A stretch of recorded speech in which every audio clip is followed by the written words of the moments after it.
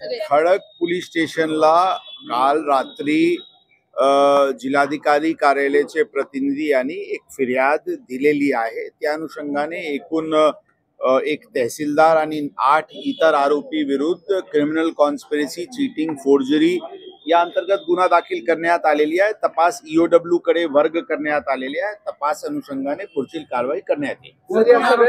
या सगळ्यांची चौकशी केली जाणार आहे।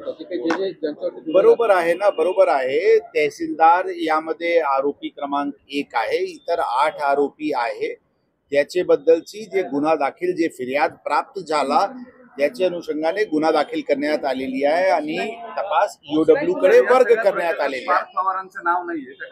याबद्दल टिप्पणी सध्या करणे संयुक्तिक नाही आहे। जे फिर्याद प्राप्त झालेले आहे त्या अनुषंगाने गुन्हा दाखल करण्यात आलेली आहे। तपास अनुषंगाने त्याबद्दल पुढची टिप्पणी करता येईल। मीडिया कंपनीचं नाव या खडकच्या तक्रारीमध्ये आहे का, त्या एफआयआर मध्ये? बरोबर आहे ना, ती एफआयआर ते ऑलरेडी पब्लिक डॉक्युमेंट आहे, ते आपल्याला कल्पना आहे। तर त्याबद्दलची जे फिर्याद प्राप्त झाली होती त्या अनुषंगाने गुन्हा दाखल चौकशी होणार का संचालकांची? मीडिया कंपनीचे जे काही यामध्ये ज्यांचे संबंध असतील सखोल तपास ऑलरेडी मी सांगितले ईओडब्ल्यू कडून होत आहे।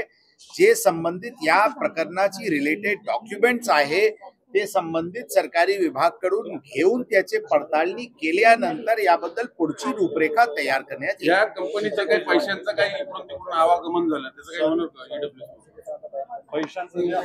पैशांचं काही आवागमन झालंय? मी सांगितले दुसऱ्या विभागाने त्याबद्दल चौकशी अनुषंगाने आमच्याकडे फिर्याद दिलेली आहे। ते कागदपत्र सगळे प्रकारचे अवलोकन केल्यानंतर या तपासाची पुढची रूपरेखा ठरवण्यात येईल। या कंपनीचे 99% भागधारक हे पार्थ पवार आहेत।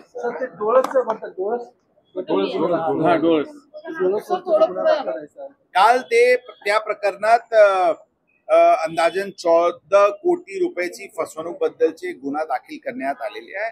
आज क्राईम ब्रांचची पथकनी काल रात्री आज सकाळी नाशिक वरून 3 आरोपी यांना ताब्यात घेतलेले आहे। ते आरोपी यांना इथे आणण्यात येत आहे।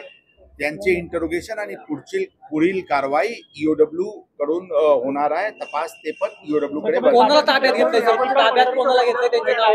जे 3 आरोपी एफआयआर मध्ये नमूद होते त्यापैकी 3 आरोपी यांना ताब्यात घेण्यात आलेले आहेत। नाव ऑलरेडी एफआयआर मध्ये आहे।